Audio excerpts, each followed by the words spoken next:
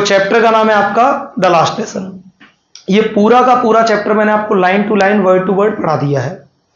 Chapter को line to line word to word पढ़ने का इंपोर्टेंस ये होता है कि आपके एग्जाम में एक्सट्रैक्ट आते हैं।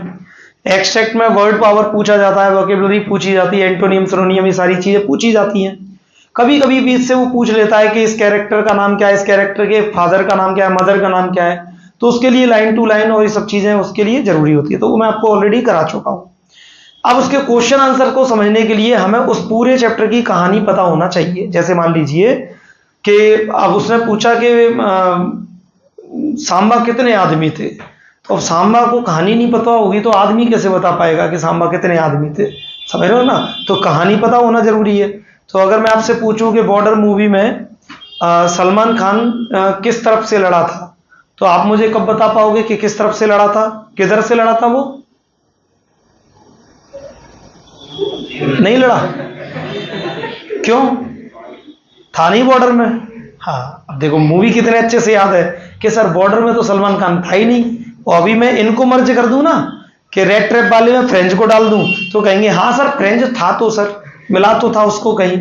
तो ऐसे ही अगर आप ध्यान से सुनोगे तो जैसे बॉर्डर याद है वैसे ये भी याद रहेगी।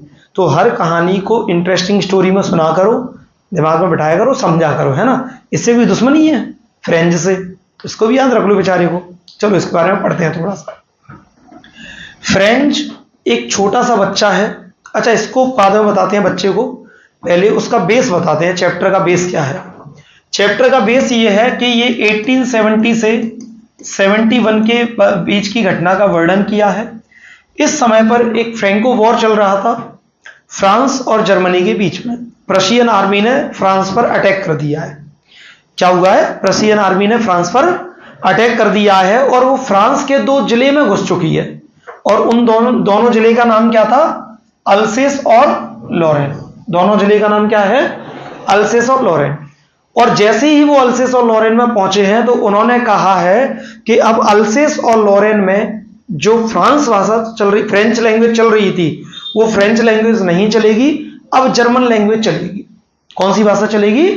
German language. ऐसा करके वो वहां के लोगों पर तानाशाही कर रहे हैं।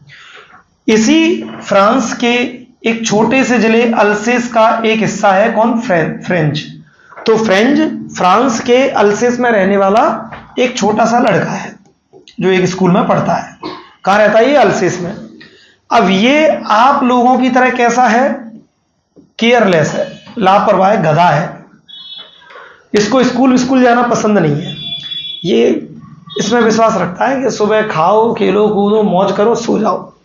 तो इसको छुट्टी मिलती है, जैसे सैटरडे संडे हो गया, तो सैटरडे को अपन लोगों का भी नॉर्मल रहता है। क्या रहता है कि जैसे सैटरडे को अपन लोगों को होमवर्क दिया गया तो अपन क्या कहते हैं कि टीचर कहता है कितने चैप्टर का टेस्ट ले लूं? 1 का ले लूं?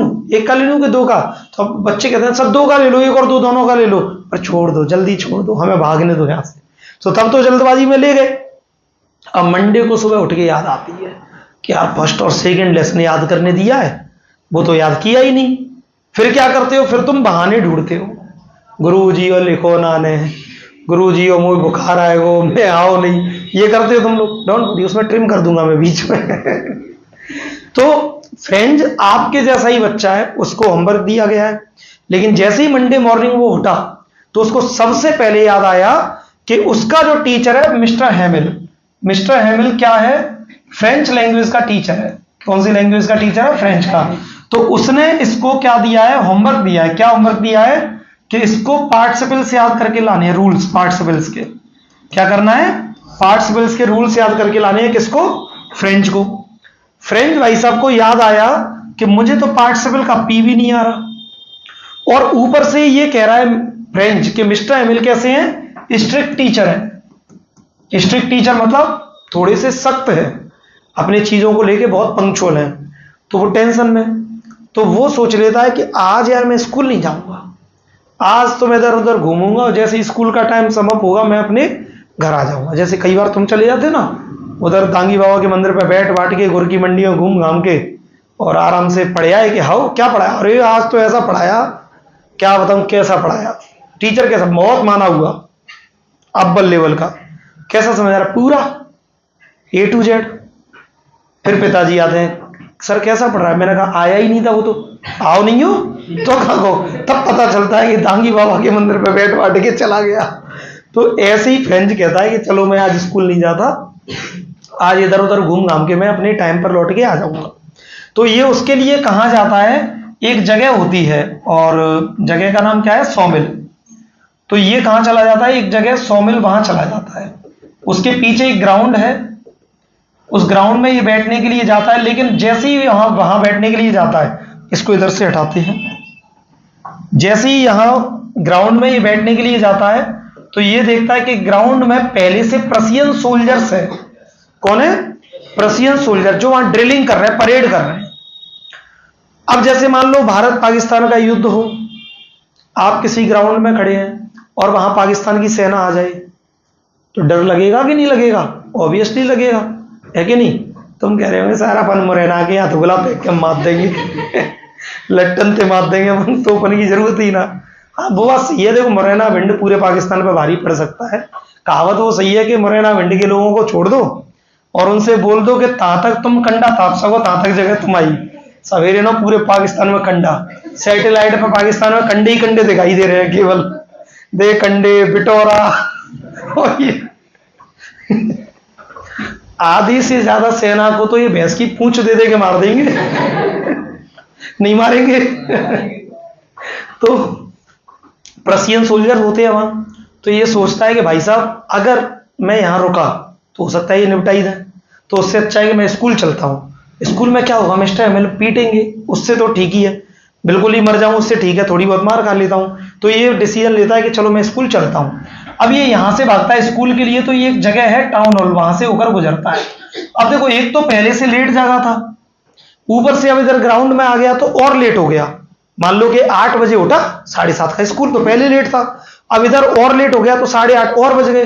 तो अब तो ये मान लो टॉप गियर में भागता है, जगह से 5वां गियर डाल देता है आगे और सीधा भागता जा रहा होता है। तभी ये ब्लैक स्मिथ इसको, जो टाउन हॉल पर खड़ा है, टाउन हॉल पर लगा हुआ है एक बुलेटिन बोर्ड। बुलेटिन बोर्ड मतलब जिस पर न्यूज आती है। और पिछले 2 सालों से क्या हो रहा है कि इस बुलेटिन बोर्ड पर सारी बैड न्यूज आ रही है।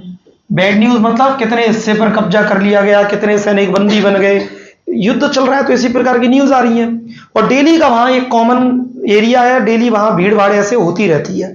तो ये भाग के निकल रहा होता है, तो ये देखता है कि फिर से टाउन हॉल पर बहुत ज्यादा भीड़ लगी है बुलेटिन बोर्ड के सामने, लेकिन ये रुकता नहीं है। रुकता क्यों नहीं है? इसने सोचा कि वही न्यूज आई होंगी जो इतने दिन से आ रही है, तो ये सीधा चला जाता है पीछे से इसको ब्लैक स्मिथ आवाज देता है कि भाई रुक तो जा, कहां भागा जा रहा है, तू टेंशन मत ले, टाइम पर पहुंच जाएगा स्कूल। अब उसका कहने का कॉन्टेक्स्ट कुछ अलग है, वो किसी और पर्पज से उससे कह रहा है कि भाई रुक जा, अब तो समय ही समय आराम से पहुंच जाएगा तो स्कूल। और फ्रेंच को ये लग रहा है कि ये ब्लैक स्मिथ उस पर तंज कस रहा है, ये क्या है, उसको ताना मार रहा है कि तू लेट हो गया तो अब थोड़ा और लेट सही, आराम से जा, इतनी क्या भागने की जल्दी है, डंडे तो पड़ने ही है। अब जैसा 8:30 वैसे 9, डंडे कम बड़ थोड़ी होंगे, वो तो पढ़ने हैं तो पढ़ने हैं। तो वो नहीं रुकता, वो सीधा भागते हुए चला जाता है। और भागते भागते ये कहां पहुंचता है, फ्रेंच पहुंचता है स्कूल। तो स्कूल में जगह का वर्णन किया है सबसे, पहुंचता है गार्डन में। और ये गार्डन किसका है, ये गार्डन है मिस्टर हेमिल का, ठीक है। तो क्वेश्चन भी आता है कि मिस्टर हेमिल के गार्डन पहुंच गया, मतलब फ्रेंच कहां पहुंच गया, तो कहां पहुंच गया, स्कूल में पहुंच गया वो। अब ये यहां पर जाकर देखता है कि उसको स्कूल में जो चीजें हैं वो ठीक ठाक नहीं लगी। क्यों ठीक ठाक नहीं लगी, कुछ अजीबोगरीब इसको चीजें लगी। कैसे कि एक तो स्कूल में पिन ड्रॉप साइलेंस था, पूर्ण रूप से शांति थी, जो कभी होता ही नहीं था। स्कूल जैसे अभी मान लो आपकी क्लास चल रही है, मैं यहां नहीं हूं, तो कैसे आवाज होंगी कि बिल्कुल बाहर तक सुनाई दे जाएगा। तो मिस्टर हेमिल के गार्डन गली तक आवाज सुनाई देती थी, लेकिन उस दिन बिल्कुल आवाज नहीं हो रही थी, पिन ड्रॉप साइलेंस था। जैसे कि मान लो संडे मॉर्निंग हो, संडे मॉर्निंग मतलब स्कूल में कोई बच्चे नहीं रहते, आवाज गूंजती है, एक पिन भी गिराओ उसकी भी आवाज हो जाती है। तो पहली बात तो इसको ये अजीबोगरीब लगी कि शांति कैसे है, पीस है ना, शांति आंटी नहीं कि ढूंढते फिरो शांति आंटी क्या कर रही है वहां, शांति पीस है ना। अब ये पहुंचते पहुंचते स्कूल पहुंचता है, ये देखता है कि इसकी क्लास में सारे बच्चे, इसके जो सहपाठी हैं, क्लासमेट्स हैं, वो अपनी अपनी जगह पर बैठ चुके हैं। मिस्टर हेमिल अपने हाथ में आयरन रॉड लिए हुए हैं और वो ऊपर से नीचे की तरफ घूम रहे हैं। अब इसको टेंशन, आप समझ लो जैसे किसी दिन आप लेट आओ, वो भी उस टीचर के पीरियड में जो आपसे क्लियर बोल चुका है कि लेट हुए तो टांगे तोड़ दूंगा, तो अब इसको अंदर जाना भी है। अब प्रॉब्लम ये है, क्या रहता है कि जब पूरी क्लास में मार पड़ती है, जैसे हम लोग क्या करते थे, हम लोगों में जब पूरी क्लास में मार पड़ती थी ना, बड़े खुश होते थे हम कि ठीक है सब में डंडे पड़ रहे हैं, हम में पड़ेंगे, सबने कहा मुर्गा बन जाओ। तो ऐसे ही हम देखते थे कि वो इतना हो गया तो हम इतने हो जाते थे, फिर वो पूरा हो गया तो हम भी बन जाते थे। लेकिन किसी किसी दिन अकेले को ले जाते थे बीच चौक में, यहाँ बन मुर्गा। अब भाई साहब वो मुर्गा नहीं बन रहे, वो बिरयानी बन रही है भाई, पका के खा जाओ। इससे अच्छा तो पूरी क्लास देख रही है यार, जूनियर देख रहे हैं, सीनियर देख रहे हैं, सब देख रहे हैं, हम मुर्गा बने हुए हैं। तो बेचारा फ्रेंड्स थोड़ा सा एम्बेरेस फील कर रहा होता है कि अब जाना है, उसको पिटेगा, वो भी पढ़ना है मारो उसमें। तो कह रहा पूरी क्लास देखेगी, पर हिम्मत कर कर आके बेचारा गेट खोलता है और कहता है मे आई कम इन सर। मिस्टर हैमिल उससे कहते हैं कि बेटा फ्रेंच, कोई बात नहीं, तुम लेट हो गए, हम तुम्हारे बिना पार्ट स्टार्ट करने वाले थे, चलो बैठ जाओ। फ्रेंच टेंशन में, क्या ऐसा टीचर जो मारने के बहाने ढूंढ रहा है, उसको पर्टिकुलर रीजन मिल गया कि भाई आज तो तू पिटेगा, और पीट नहीं रहा, वो कह रहा है बेटा फ्रेंच तू बैठ जा बेटा। कैसे संभव है ये? फ्रेंच कहता है कि ये थोड़ा तो उसको एक अजीब चीज क्या लगी, मिस्टर हैमिल का बिहेवियर। साथ में ही वो जैसी अपनी, अब वो मौका नहीं छोड़ता, वो भाग के बैठता अपनी सीट पे, क्या पता मूड बदल जाए, भी पीट दे, तो बैठ जाता है। जैसे ही वो बैठता है तो देखता है मिस्टर हैमिल ने क्या किया हुआ है, नए कपड़े पहने हुए हैं। कौन से कपड़े?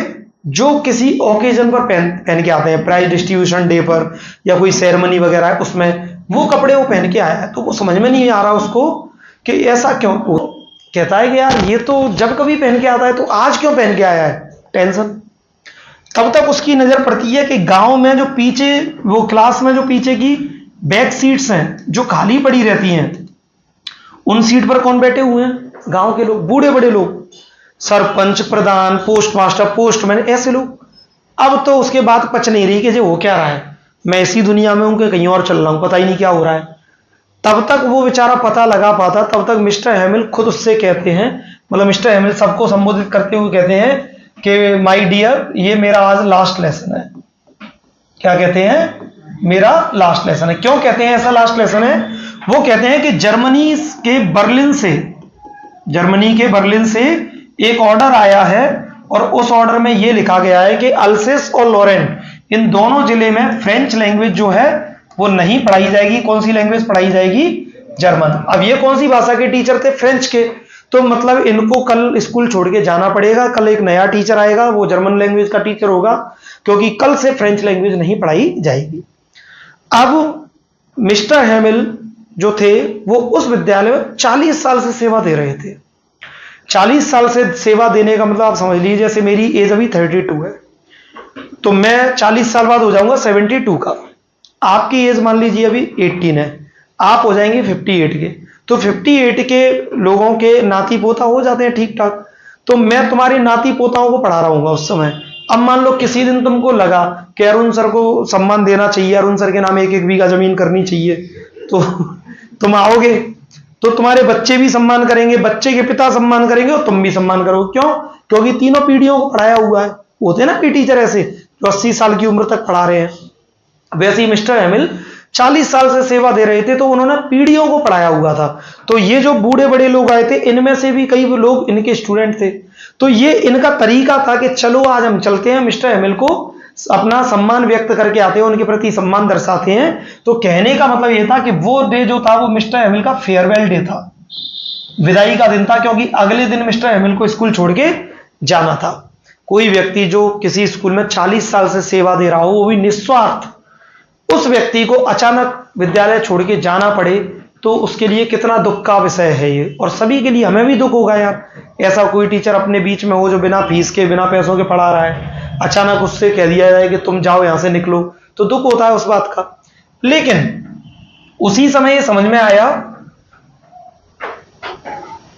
फ्रेंच को समझ में आया कि ये जो बुलेटिन बोर्ड लगा था, इस बुलेटिन बोर्ड पर उस दिन ये खबर नहीं आई थी। उस दिन खबर क्या आई थी? ये वाली खबर आई थी, ऑर्डर आया था। तो अब उसको समझ में आया कि ब्लैक स्मिथ उसको क्यों रोक रहा था, और वहां इतनी ज्यादा भीड़ क्यों लगी हुई थी। क्वेश्चन भी पूछा जाएगा कि बुलेटिन बोर्ड पर उस दिन क्या लिखा हुआ था, तो हम बताएंगे कि बुलेटिन बोर्ड पर यह लिखा हुआ था कि बर्लिन से एक आदेश आ गया है, फ्रेंच लैंग्वेज नहीं पढ़ाई जाएगी, अब केवल जर्मन लैंग्वेज पढ़ाई जाएगी। ये लिखा था उस दिन बुलेटिन बोर्ड पर, ठीक है। तो ऐसे क्वेश्चन पूछे जाएंगे बीच में से, तो वो उसको चीज़ समझ में आती है। अब मिस्टर हेमिल कहते हैं कि ये मेरा लास्ट लेसन है, तो इसी के साथ मिस्टर हेमिल अपना भाषण शुरू करते हैं, एक स्पीच देते हैं। स्पीच में, अच्छा स्पीच बाद में देते हैं, वो इतने सिंसियर हैं, भले लास्ट लेसन है, पहले वो किताब निकालकर हिस्ट्री पढ़ाना शुरू करते हैं, चैप्टर पढ़ाना शुरू करते हैं, कुछ ग्रामर के लेसन पढ़ाते हैं, फिर कुछ हिस्ट्री के लेसन पढ़ाते हैं, फिर उन सब चीजों को उनसे लिखने के लिए बोला जाता है। तो वो पूरे क्लास में एक पेज बांट देते हैं, और पेज पे क्या लिखा होता है, पूरे पेज पर लिखा होता है फ्रांस अल्सेस। क्या लिखा होता है, फ्रांस अल्सेस, मतलब ऐसा लग रहा होता है ट्रिब्यूट देने की कोशिश कर रहे हैं। तो ऐसा लग रहा है कि पूरी क्लास में झंडे फहरा दिए गए हों उसके, फ्रांस और अल्सेस के। पूरी क्लास को पेज देते हैं, पूरी क्लास उस पर लिखना स्टार्ट करती है, और पूरी क्लास इतनी बिजी हो जाती है लिखने में कि उसको बिल्कुल भी किसी चीज का एहसास नहीं होता, सब पूरी तरह से बिजी। फ्रेंच कहता है कि इतना लीन, इतना मतलब अटेंटिव किसी को पहले उसने देखा ही नहीं। वो कह रहा है मिस्टर हेमिल ने जो चैप्टर उनको पढ़ाया वो उनको बहुत अच्छे से समझ में आया, और इतने अच्छे से समझ में आया कि उनमें उसमें कोई डाउट ही नहीं रहा उसको ना गांव वालों को। तो उसे लगा कि या तो हमने आज से पहले मिस्टर हेमिल को कभी इतने ठीक से सुना नहीं, या फिर मिस्टर हेमिल ने इतने ठीक से पहले कभी पढ़ाया नहीं। दोनों ही कंडीशन क्यों हुई है, क्योंकि उसका लास्ट डे है। तो इधर इन लोगों ने भी ध्यान से सुना है, उधर उसने भी पूरा 100% दे के उनको पढ़ाया है। तो वो प्रयास कर रहा है कि उसको जो कुछ भी आता है एक बार में ही दे जाए, क्योंकि अब तो वो जा रहा है, कल से पढ़ा नहीं पाएगा। तो वो सोच रहा है कि मैं जाने से पहले मुझे जो भी आता है अपने इन बच्चों को देके जाऊं, ठीक है। तो ये सब चीजें होती हैं, चैप्टर वगैरह पढ़ाया जाता है। तभी फ्रेंच को ऊपर छत के ऊपर कबूतरों की आवाज सुनाई देती है। तो फ्रेंच तो करापाती था ही, उसका तो मन कभी लगता ही नहीं है पढ़ाई में, तो वो उस समय भी ध्यान नहीं दे पा रहा है, उसका ध्यान कबूतरों पर चला गया। तो वो कबूतरों की आवाज को सुनकर सोचता है कि यार ये कबूतरों का जीवन ठीक है। फ्रेंच कह रहा है कि यार कबूतर ठीक है यार, हम मनुष्य आपस में लड़ लड़ा के मर रहे हैं, वो मेरी भाषा नहीं बोलेगा, ये उसकी भाषा नहीं बोलेगा, ये कबूतर ठीक है। तो उसको एक आइडिया आता है कि ये जर्मनी के जो लोग हैं, क्या इन कबूतरों से भी प्रशियन भाषा में कमाएंगे, जर्मन भाषा में। वो सोच रहा होता है कि ये जो आर्मी आई है, ये जो जर्मन के सैनिक आए हैं, क्या ये कबूतरों को भी मजबूर करेंगे कि तुम भी अब जर्मन भाषा बोलो। तो उसी से उसको आइडिया आता है कि ये लोग हमें जर्मन भाषा बोलने के लिए मजबूर कर सकते हैं, लेकिन हमारे दिलों से फ्रेंच भाषा को दूर नहीं कर सकते। जैसे अंग्रेजों ने हम पे अटैक किया, हमारी हिंदी भाषा को हमसे दूर करने की कोशिश की, इंग्लिश मीडियम थोप दिया, अंग्रेजी सब्जेक्ट थोप दिया, तो क्या हमारी हिंदी को दूर कर पाए वो हमसे? हमारी हिंदी को वो हमारे दिलों से दूर नहीं कर पाए। उसने कहा कि हमारी भाषा को हमसे दूर किया जा सकता है, लेकिन हमारे दिलों से उसको मिटाया नहीं जा सकता। उसी समय मिस्टर हेमिल कह रहे होते हैं कि जो हमारी भाषा है, कौन सी, जर्मन लैंग्वेज है ना, नहीं ठीक है, मिस्टर हेमिल पीछे से छांटा मारेंगे कि अबे पागल, फ्रेंच। कौन सी भाषा है उनकी, फ्रेंच। वो कह रहे हैं कि ये दुनिया की सबसे सुंदर और सरल भाषा है। मिस्टर हेमिल कहते हैं कि फ्रेंच लैंग्वेज दुनिया की सबसे सुंदर और सरल भाषा है, और बेटा फ्रेंच तुम टेंशन मत लो, तुम नहीं सीख पाए इसमें अकेला तुम्हारा दोष नहीं है, उसमें तुम्हारे माता पिता भी जिम्मेदार हैं, मैं भी जिम्मेदार हूं, और तुम खुद भी जिम्मेदार हो। तुमने अब तक सीखा नहीं, क्यों नहीं सीखा? क्योंकि अपने पूरे अल्सेस लॉरेन, ये पूरे क्षेत्र की ये प्रॉब्लम रही कि हम हर चीजों को कल पे डालते रहे, कल कर लेंगे, कल कर लेंगे, और आज वो दिन आ गया कि कल बचा ही नहीं। माता पिता तुम्हारे तुमको काम करने के लिए, पैसा कमाने के लिए भेजते रहे, और मैं तुमको पढ़ाने की जगह कभी खेतों में पानी डालने के लिए भेज रहा हूं, कभी फूलों में पानी डालने के लिए भेज रहा हूं। तो तीनों की ही गलती रही। लेकिन उसने साथ में ये कहा कि जब तक कोई भी व्यक्ति अपनी भाषा पर मजबूत पकड़ रखता है, तब तक वो देश आज गुलाम हो ही नहीं सकता, और अगर गुलाम वो हो भी गया तो ये मान लीजिए कि उसकी चाबी उसी के पास है। तो मिस्टर हेमिल ने सीधी सीधी भाषा की कंपैरिजन चाबी से कर दी कि अगर तुम्हारी भाषा पर पकड़ मजबूत है, तो इसका मतलब तुम किसी भी कारावास में डले हो, उस कारावास की चाबी तुम्हारी जेब के अंदर है। इसका सबसे बड़ा उदाहरण अपने भारत देश का है। अंग्रेजों ने 200 साल तक शासन किया हमारे ऊपर, उसके बावजूद भी हम अपनी हिंदी भाषा को नहीं छोड़े। उसी का कारण आज ये है कि हम आज इतने कम समय में ग्रोथ करके बैठे हैं। लेकिन ये बात भी सही है कि हम हिंदी से ज्यादा उर्दू के वर्डों का यूज करते हैं, ये मैंने आपको बताया था पहले, है ना। बहुत सारे वर्ड ऐसे हैं जो अपन उर्दू के यूज करते हैं, हिंदी के नहीं है। आपको लगते होंगे हिंदी के हैं, लेकिन वो हिंदी के नहीं है, वो किसके हैं, उर्दू के। तो ये इसका रीजन ये रहा कि 700-800 साल एक लंबा समय होता है मुगलों का शासन का। तो मुगलों ने 700 से 800 साल अपने ऊपर हुकूमत की है और उस भाषा में गाने भी आ चुके हैं।